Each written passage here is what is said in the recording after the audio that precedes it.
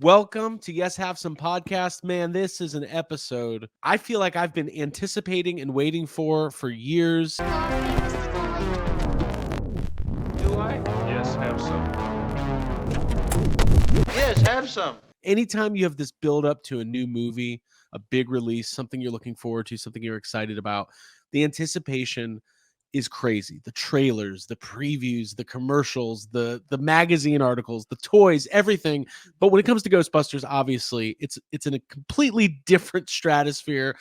This has been a crazy year for YHS. We're in the middle of Firehouse Fridays. Today, Abby goes, how many more of those do we have left? I was like, I don't know, like 10? We've only done two. We've only done two. I was marking them on the calendar because I like to look forward to something like that every Friday. Well, listen. I just got done watching Adam Savage's video from this week right before we hopped on. Yeah. And I almost didn't put it on at first because I was like, oh, cool, this is going to be something similar to one of ours. And it's not at all. You know, it's like a completely different thing, but it's great.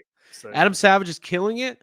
We're killing it, dare I say. But listen, there's plenty of time to talk about that. Let me introduce my co-hosts. Let's get into this first reaction podcast, Ghostbusters Frozen Empire. Abigail, how are you?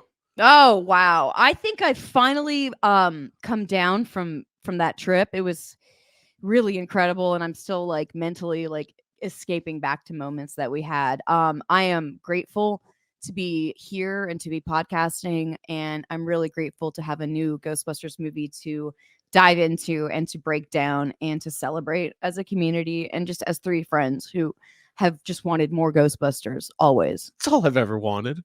And now we're getting it. And I want it, of course, like any kid on Christmas morning, I'm like, any more presents behind the tree?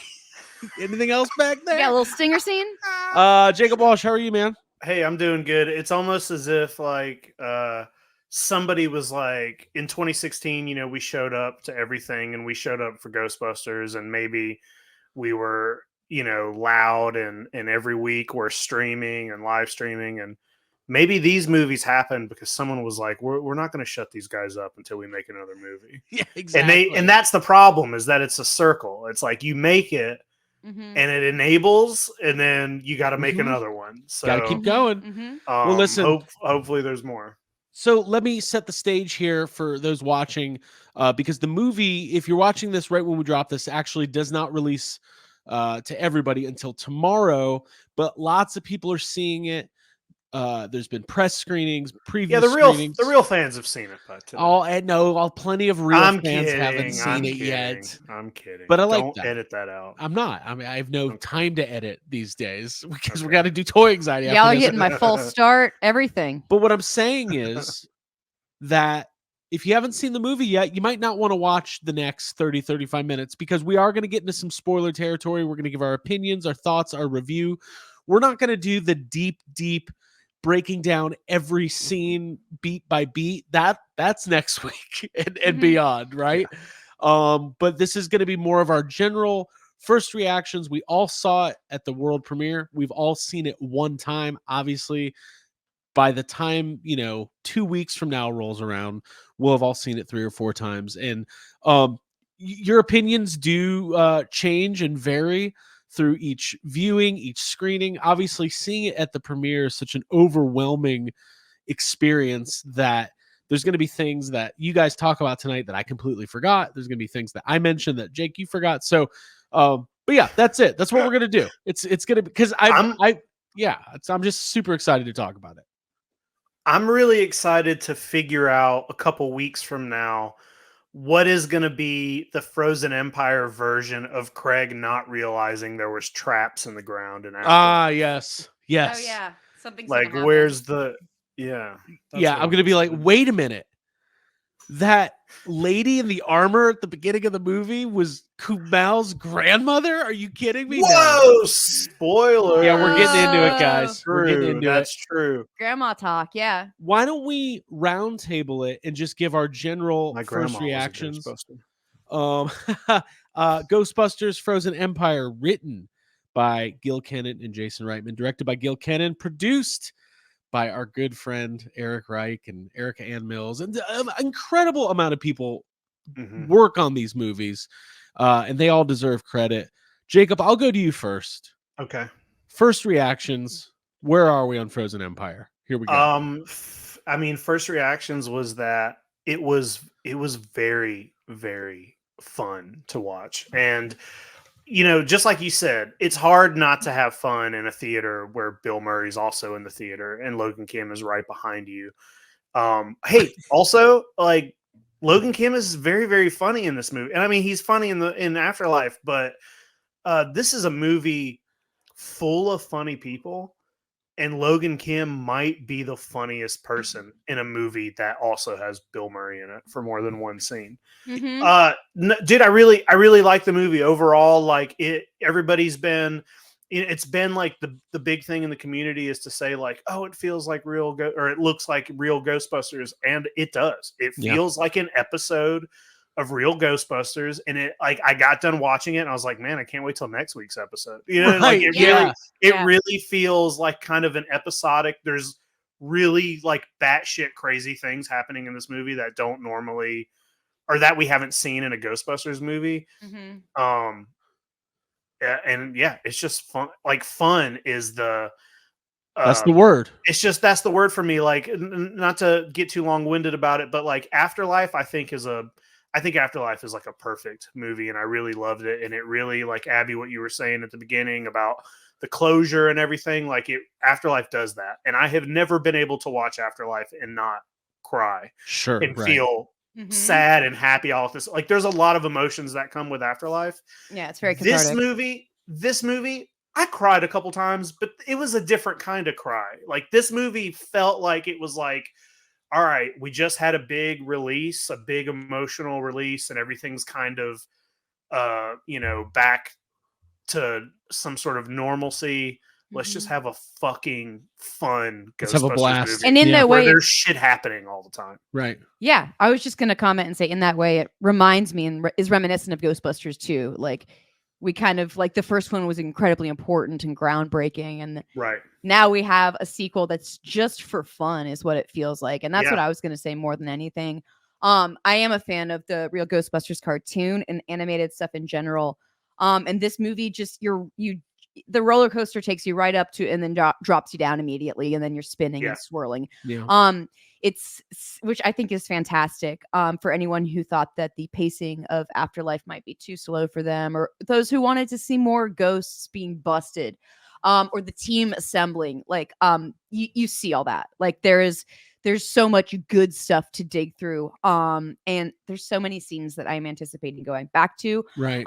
Because I know I was laughing. It was almost like a nonstop laugh for probably the first like 20 minutes straight. I feel like the audience was just like, my face hurt. Lots of laughter. Yeah. And I've seen people say like, oh, there's all these lines that are in the trailers that aren't in the movie. I'm fine with that because I don't Things get cut, guys. Well, that I like going in not knowing every punchline to every joke, So well, that's why they do. That's why they do that kind of stuff. Why they do that. That's partly why, and also when you have people like, Bill and Kumail and all these actors, there's probably just multiple takes with different it's all, that's just how it works. But I do want to say, like, even though we both talk about like how fun and not as heavy of a movie, like there is like an emotional aspect. And, sure. Like, you do have like two plot lines happening that are like, you still got the family dynamic and Phoebe going through multiple things at once, but it's a different emotion than dealing with like death of a loved one or grief. There's two core plot lines that were really not revealed in any of the marketing. So let's maybe tackle those a little bit more as we go. I do want to say that one thing I love about Afterlife is all of the new characters that they introduced, I genuinely liked. I genuinely love Phoebe and Gruberson and Callie and Lucky and Podcast and Trevor. I like all these characters. Completely agree about Logan Kim's reprisal of Podcast. If you guys thought Logan Kim was going to age 3 or 4 years and become a humorless, cynical teenager. He's funnier now. So funny. Yeah. His timing is like impeccable. Older, wiser, and like, yeah, his timing is incredible. I was psyched to. I would have walked out of that theater just talking to you two and saying Logan stole the show, but he was sitting behind us when the movie ended. So that was really nice, like full circle, immediate. Like, In way fact, to go, dude. From now on, I'm going to require the cast of the movie I'm watching to be sitting behind me, so I can either compliment them or shame them. Absolutely. I mean, absolutely. I mean, when it was over, I turned around and I looked at Logan. I was like, "What the fuck, dude?" I was like, "Why?" I was like, "Who do you think you are, just stealing Ghostbusters? Like, what the fuck?" Right. You start doing a little competition, like, I've got some good one-liners too. Wow, we taught you everything you know, and here you are. Yeah, we always take credit. So yeah, love seeing. Everybody knows the core points of the story. They're back in New York. The Callie and Gary and Trevor and Phoebe are kind of your core Ghostbusters team, and then you've got Winston financing everything. yeah. By the way, as I explained, kind of wrangling everyone. Think about how not real any of this sounds. You're making John Yerkeba made this entire plot up in a dream. Winston has financed the Paranormal Research Center, which is where they have another team of ghost-busting engineers and scientists there's a parabotanist, which is basically like if Ellie Sattler was a Ghostbuster. You put these plants here because you think they look good. No, I put them here because they're alive. That would have been a good place to have a little like a Tui in there. But anyways, Lars, okay, James A. Caster, new character, very dry, very funny, kind of channels a little bit of a Harold Ramis, Egon Spengler type of character. Yeah, it's the depth that I feel like balances out that the between all of them. I feel like that's just something, a little ingredient that we didn't know we needed. But yeah, Lucky's there. Lucky's there as an intern for the summer. And then there's other people kind of in the background. And then, of course, Dan Aykroyd. Let's talk about Dan. Maybe this is a good way to do it. Just focus on the characters for a little bit. Jacob, Dan Aykroyd has the one scene in Afterlife in the middle of the movie where Phoebe calls him, and then he shows up at the end. He doesn't act a lot these days. And I really thought he was really, really good in this movie. Yeah, I mean, I think I told you this. I think Ray is my favorite part of this movie because he's in it a lot. He's in it more than the other OGs for sure. Yep. But he's great. Like, they give him so many of those like rambling, things that Ray does in scientific the other dissertation. Yeah, the scientific opportunities. bullshit is like, and he's just as good at it now as he was back then. He's funny. There's some really great scenes with Ray in this movie. Yeah, there really is. Jacob, I agree. Ray is definitely in it more than Winston and Peter.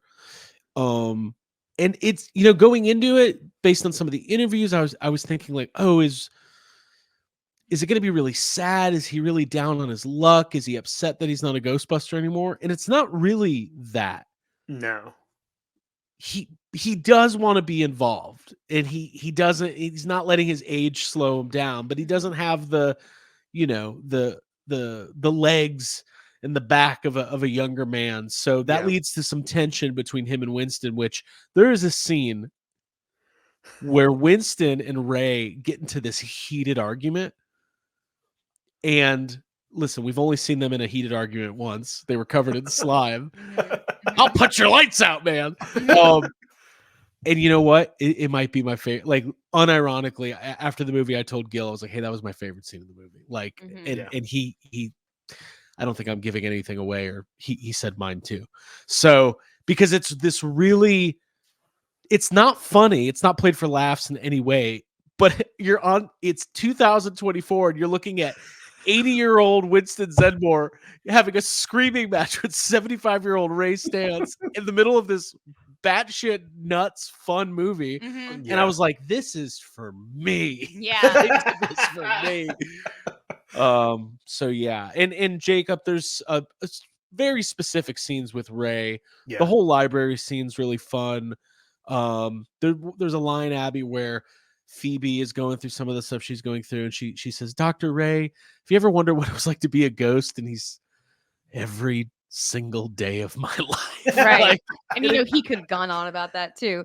and it was really beautiful. Yeah. Yeah, I actually really liked that kind of like pairing that happens between Dan and the kids because, like we're saying, he's, getting older and maybe can't get the information as fast. So he kind of pairs up with them and then they meet Patton at the library. And all that stuff like is what I can't wait to go back and put those pieces together. I really enjoyed like the way that Garaka's story was told, the way that it unfolded, the fact that Patton was the one telling it, because he's just really gifted at being in that place, like being a nerdy fan. Dr. Hubert Wartsky Yep. is the name of Patton Oswalt's character. Very strong character. He might have blown past us a little bit on the red carpet, but I understand he had to go do the announcement. He was doing like the welcome everybody to the show. The thing I like. 2 hours later. Hey guys, he had to prep for that. Hours of prep for that. That's funny. Yeah. So I loved having the kids pair up with Dan. I loved the fight that took place between them and the Lions at the library. New York Public Library stuff was like I'm giddy to go back and see some of that because like I was sitting on the front row, which I'm very grateful for, but there was a couple of sequences that I feel like I maybe want to go back to. Yeah, and I do agree with everybody here stating that, listen, Ghostbusters is because we're such diehard fans, it's always there's always an emotional through line for us. Like I get choked up watching Ghostbusters 2. That's not the reaction they're going for. And it's only because I'm 40 and thinking about how much I loved it when I saw it when I was 5, right? Yeah. So this movie definitely fits in this, it's kind of hard to bucket it because I would say it's more in line. Like Ghostbusters, the original is just its own amazing lightning in a bottle, best movie ever. Ghostbusters 2 is a really fun, sometimes silly, sometimes incredible, but extremely nostalgic sequel to that. Afterlife is just again seems like fan fiction. So this movie feels like a mix of those of the first 3. I would agree because it does have the stuff with Phoebe not getting along with her family, getting kicked out of the Ghostbusters, becoming friends with a ghost, getting screwed. Like there's emotional stuff with Phoebe that feels more in line with Afterlife. But then there's a scene of Ray on a motorcycle with Phoebe in the sidecar and Podcast sitting behind him, and a fucking proton wand pops out of and I'm like, this feels like a cartoon from 1991, right? Like there is so much stuff like that. And like the opening scene with the family bickering, while driving the Ecto, it's all really funny and very silly. I mean, this line's been in the I didn't watch the sewer dragon scene when they released it, so it was new to me in the theater when she says like, "I'm gonna bust this ghost." I have a ghost to bust. And Paul Rudd goes, "That was cool." That was cool. And then Callie gets mad at him, and he goes, "It was just cool when she said it." Like, Phoebe has a line where she's, her mom Callie is like, "Don't go out of this car," and she does that, and she goes out. Yeah, and then Callie says like, I don't know, like get back in here or something. She's on the gunner seat. And Phoebe's like, I can't hear you over the sound of the the positron collider or something. Yeah. It's really funny. So before we get too long-winded here, we got to touch on Kumail's storyline. We got to talk about. Well, let's talk about Phoebe real quick. Sure, yeah, because it's the family's continuing on with their like drama from Afterlife, and there's little tension between Phoebe and her mom, Callie. And then there's the question of like, what is Paul Rudd's role as Mr. Gruberson? Or is he dad? Like, what kind of a I'm her position step can he teacher. punish, can he discipline? Yeah. I found that stuff to be hilarious. I also found the stuff with Paul Rudd stepping up, being the dad who stepped up in this movie, being the most emotional for me, and the stuff that I connected to, and the stuff that made me cry. But yeah, so I was really glad to have that like right at the forefront. We're back with the family. We're riding in the Ectos. Shit's going crazy. Yeah. Okay, so Phoebe's storyline has to do with her basically being not allowed to be a Ghostbuster anymore. Very similar to something that would happen to like Slimer in the real Ghostbusters. Like, come on, bud, you got to stay back. You gotta be this tall to bust ghosts. Yeah, and I mean, there's literally an episode. no, yeah, I know. Yeah. It's true. Walter Peck is now the mayor of New York. You know Mhm. what? I thought William Atherton, he's not in it a lot, but I Yeah. thought he was great. Yeah. Absolutely. And I like that they didn't go out of their way to be like, that's Walter Peck. He's a long-term rival of the Ghostbusters. It's like, if you know, you're good. If you Mhm. don't, he's just the asshole mayor. Like, Right. it's fine. He plays that well. And so she kind of gets sidelined because she's underage. And this kind of goes back to some of the original character development of Phoebe in the first movie, where she has trouble making friends. She's a loner. She just loves Mhm. science. She just wants to be a Ghostbuster. The thing that she loves the most has been taken away from her. That's a very relatable plot line for a teenager, right? Mhm. We've all been a Mhm. teenager where your mom's like taking away your thing. I mean, it wasn't my Yeah. ghostbusting career. Well, I couldn't there see was the Foo Fighters. I mean, but- there was a time where I wasn't allowed to buy CDs with parental advisories on them. So That was always for me. that was your like Phoebe moment. everything I listened to. Like, Dude, just tape it on the Where's my radio. I guess you could take my corn CDs.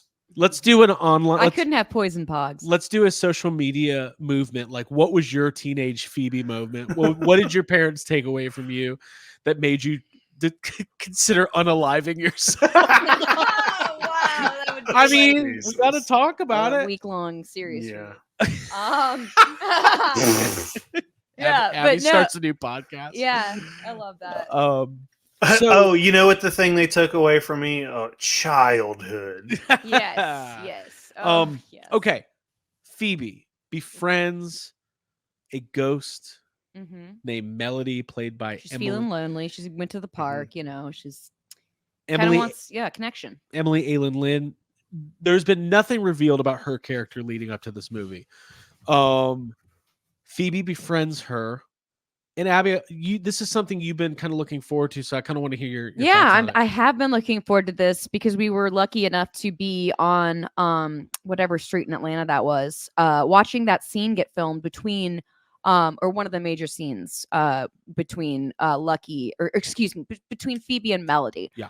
Their meet cute, so to speak, when they're playing chess together. I like that Phoebe's playing chess again because that's consistent with her character. That's just sort of the way that she taps into ghosts. And with this movie, there was a distinct difference to like how the ghost appears, the apparition, and also like the ability to speak back and forth that was something new that I felt was refreshing. I was happy to see Emily Lynn showing up as like a smoking blue, like, you know, phantasm in the park. I felt like she has that magnetism about her that just, I guess, kind of like make you understand, you believe why McKenna is why Phoebe's like taking interest in sort of flirting and sort of just getting along with this character, sort of feeling like someone understands her for the first time in a while. And that is definitely stuff that I was like, I was excited to see, like, their relationship on screen, sort of exploring. Melody befriends Phoebe throughout the movie. It's kind of revealed what her motivations are. Kind of a complex thing where basically she is, for lack of a better term, and maybe this isn't the right one, but she's almost like in a purgatory type state where she's not able, you know, at the end of Afterlife, again, none of this sounds real. At the end of the last Ghostbusters movie, when Egon Spangler finally connects with his family and it releases all of his particles into the universe, Melody's family died in a fire, an accident at her restaurant 100 years ago. Melody has not been able to pass to the other side. She's trying to figure out a loophole to do that. So, Mhm. and Phoebe becomes part of that plan. Now, Jacob, the one thing everyone's going to be talking about is the nature of their relationship. I don't think it's that important right now to dig deep into that, but They're just to best start, friends. they're best friends. That's it. They're And friends. sometimes best friends. Sometimes best friends talk each other into Yeah, getting yeah. in the ionic separator and Yeah. pulling But their soul out of their body. dude, that scene, spoiler alert, when they keep cutting back to Phoebe's dead body, Yeah. it is really fucked up. I mean, Yeah. it's kind of fucked up. Yeah. So Well, yeah, the go thing for it. about Melody to me is that it just opens up, a floodgate of questions about how ghosts work, Mhm. and if Melody Yeah. can retain her memories and her thoughts and speak just like a normal human being, then surely the jogging ghost could as well. Which means Ray is a piece of shit. Yeah, dude. Why not stop and have a conversation with that ghost? Like, Oh, that is dude, so he's funny. like, it's such a weird, like, clearly there are no rules among ghosts in Sure. Ghostbusters, and that is not a bad thing Right. at all. It's just so funny when you think about, like, we're busting all these ghosts, they're causing them, they look like monsters. Slimer's like kind of cool, then there's Stay Puft, and then there's Gozer, there's Garaka, and now it's just like Force Ghosts is a Yeah. thing as well. Like, Yeah. and it all Yep. can exist in one. It doesn't matter. Like, it doesn't Right. have And to make someone out sense, there's going but- to write us Right. an email to explain the different classifications. Oh well, hey, Well, there's unless complications with how you die and everything. Then in your passing, then that will change the type of ghost you are. That's Yeah. what I assume. and at least, and in my also, theory. I think there's multiple things. There's people who were bad who become bad ghosts, but also I think a lot of ghosts are supposed to just be like manifestations of an evil. They're not like, right. I don't think the giant ghost under the arches in Ghostbusters 2 started off as a human. You know what I mean? Right. Um, Right. Also, unless the person who sends us the letter trying to explain is Gil Cannon or Jason Reitman, then I don't want to read it. Yeah. Slimer is a class 5 entity, mid-level specter that takes on a non-humanoid form, most well known as Witch Slime. Yeah. Oh god, we're getting nerdy. Come on, guys. Yeah, we Let's don't talk- have to do that. No, Let's talk about. people like it. Well, Go for hold it. on. We're Yeah. 30 minutes in. I think we gotta talk about this fire bending shit. All right. Yeah. So let's talk about Kumail Nanjiani, new member of the cast. Very, very good in this movie. Very funny. He plays a character named Nadim Resmadi. He is a descendant. His grandmother he's got a lineage of Yeah. firebending Mhm. in his Pakistani heritage. Yeah. And basically in his grandmother's apartment, who's passed away, she has this secret room that has all of these extremely ornate, mysterious, mystical, Ancient, archaic. ancient, and possessed in some way artifacts. Yeah. And he takes a couple of them to raise a call. And it should be mentioned that he's kind of down and out on his luck, much like our Ghostbusters in the very first movie are. It's like, gotta make a buck, something very relatable for all of us. But yeah, Jacob, we've been really excited about this. So give me some thoughts, man. Yeah, I mean, we've known about some of this stuff for so long, and it's almost annoying. Just like I've been excited for the community to see specifically this plot line. I don't know, for like 8 or 9 months. I don't even know if I can say that. But sorry. That's fine. I don't. At this point, I think At this point, it doesn't matter. They know we were there. This was the thing when we found out this was in the movie. I was just like, this was the one thing that I was like, what the fuck is this? And it is a natural.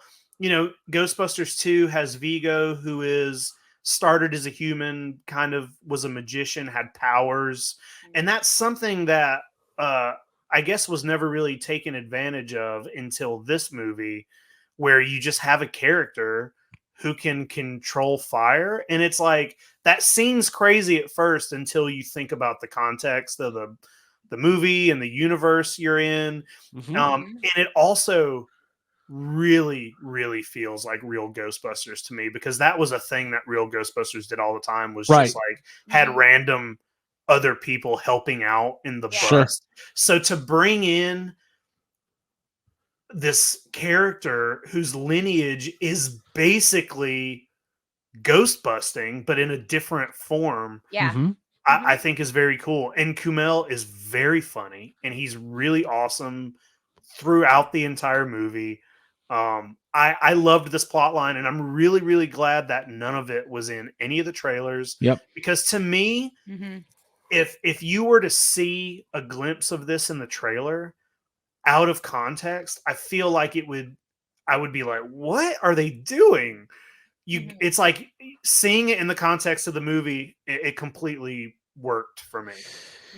Yeah, and I think when I imagined what this would be like and what I ended up seeing, I was afraid that the third act was just going to feel very much like, okay, they're doing the Avengers thing, and now all of these human beings somehow have the ability to like jump really high and like do like Bill Murray did a backflip or anything, and with podcast on his shoulders. Yeah, it all comes down to some small unimpressive thing that like the Ghostbusters have figured out how to do. The four OG. Hey, they have the here's Force. A spoiler.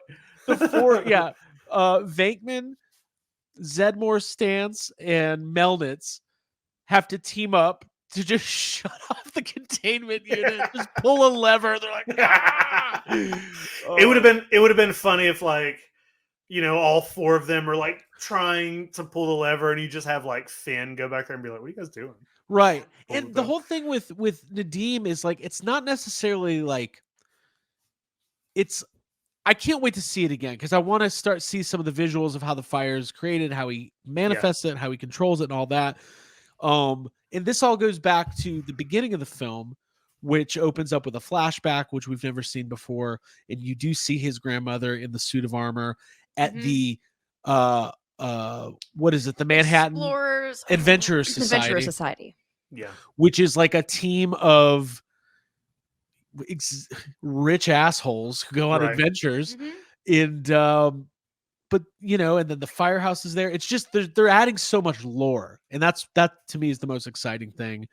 Abby, what thoughts on that? Nadim, I mean, I think Nadim's amazing. The characters like absolutely love the addition to the world of Ghostbusters, to be drawing like a story from a completely different area of the world, and to like have that be really rich, and like it was fantastic. It's what we needed. And when it comes to like the like Garaka and just the let's talk about Garaka, because it's Yeah, directly related to.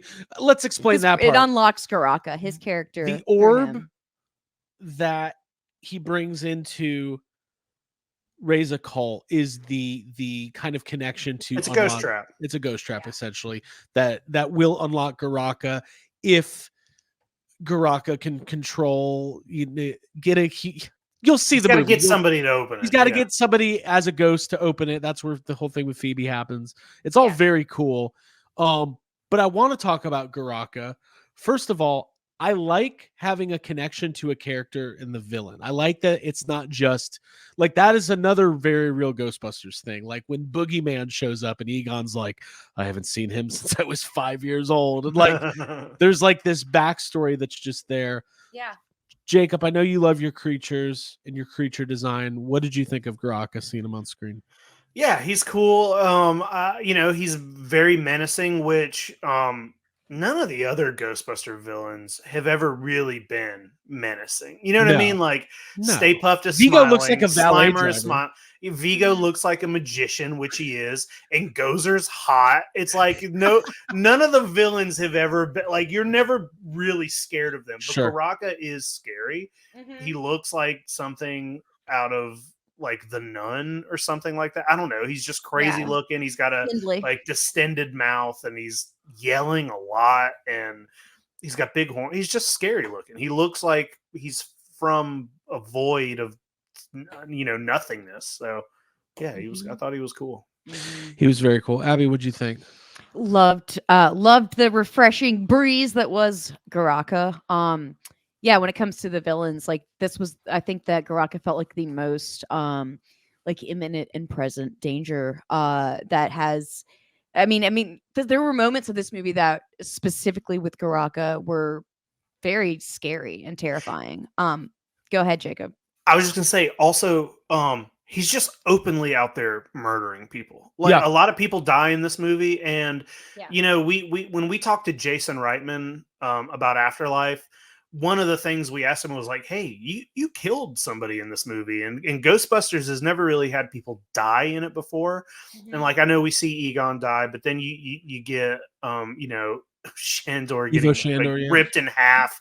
But this movie from the start is just like, oh, he's dead, that person just died, that person's head is gone. Head explosions. Yeah, it's like these people are dead. Right. Yeah, that which is I think what brings the horror element and like raises the stakes a little bit and makes it feel just a little bit like bigger than Afterlife. Yeah. And kind of puts it where it needs to be.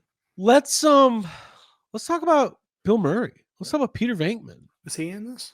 Not only is he in this, remember after Afterlife where like people were like, well, he showed up, did his thing. We'll never see Peter Venkman on screen again. And then it's like, now he's back and he's in it a lot more. And yeah, He's throwing water on everybody. Yeah. Sorry, you're good. Bill Murray as Peter Venkman is my all-time favorite character. And I listen, when Jason Reitman said he's always suspect of people when they say their favorite Ghostbusters Venkman, I was just like, yeah, weirdos. And in my head, I'm like, I love Peter Venkman. Because he's everything I want to be. I wish I had his charisma. We were watching some deleted scenes from Ghostbusters 1 last night on YouTube, and there's a funny scene before they go in to meet with Dean Yeager. Egon and Ray are going, we might get a Nobel Prize. And Peter goes, if anybody deserves a Nobel Prize, it's me. And they're like, you didn't do anything. We built everything. We put all the money in. He goes, but I introduced you. That's got to be worth something. Anyways, Venkman's got one really good scene with Nadim earlier in the movie.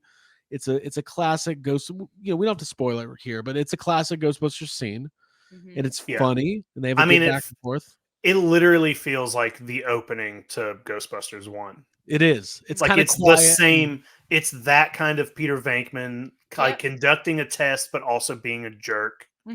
Yeah. It's fun. Yeah, it's such a good scene. And then all of his stuff with Ray and Winston and everything, he's got a lot of great one-liners. He's funny. He's full of charisma, and he takes it over the finish line for me. I thought he was great. I completely agree. I was happy to see him on screen. I was really happy to see Annie Potts and see her doing a lot in this movie. I'm really excited to go back and watch the finale so that I can see some more of the action. Yeah, so I can just take it all in. Yeah. I think one of the hardest things to do in a movie like this is balance out so many characters. And I think, the movie moves very briskly. It's briskly? It does, yeah. Briskly with briskly. K. Yeah. That's brisk, baby. Ice-T, remember those? Anyways. Ice-T. He was at the premiere. That's was that like a Silver or Sylvester Stallone thing? Yeah, it was a Rocky. The claymation tie-in? Lipton. Yeah. Anyways, Lipton Dude, Ice-T. I remember loving Brisk. There you go. Hey, I did think, I think one of the complaints that I saw for Afterlife had to deal with both Trevor and Lucky kind of not having as much to do and just kind of feeling, some people just thought they were just there. And I think both of those characters feel so much more involved in this movie. Yeah.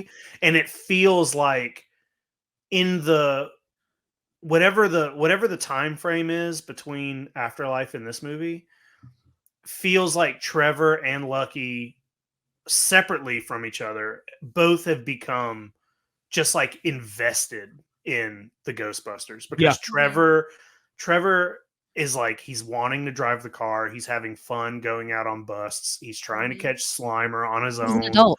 And then Lucky's like working in the, research facility.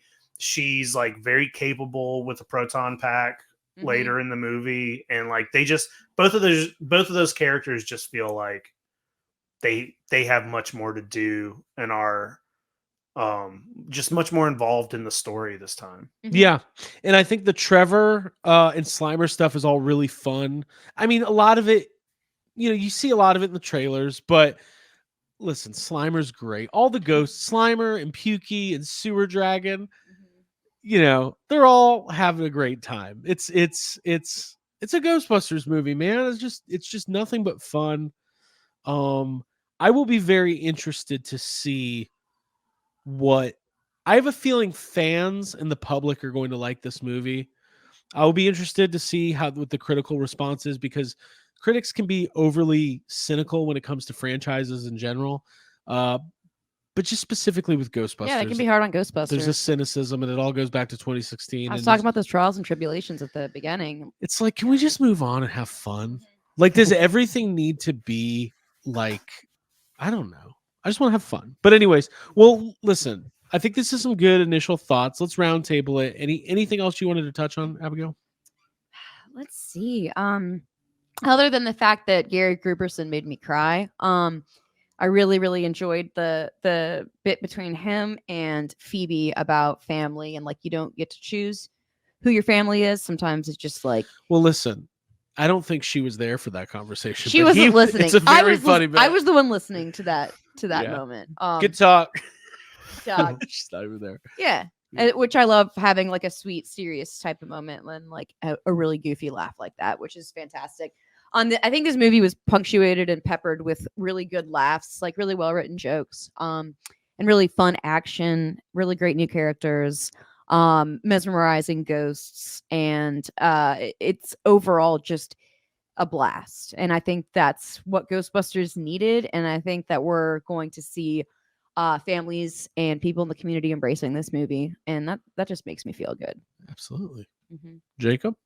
No, I agree with Abby. I think everybody's gonna have fun with it. I had a lot of fun with it, and I do want to, like you said, we saw this in like a crazy whirlwind. Like, the most insane way you can see Ghostbusters for the first time is what we did. Like, hey, let's talk to the entire cast and then sit you right down in the middle of them and then show you the movie from the front row of a giant theater. Like, it's all crazy. It was really fun. But the next couple of weeks we're gonna like watch this movie multiple times. I think I might go see it.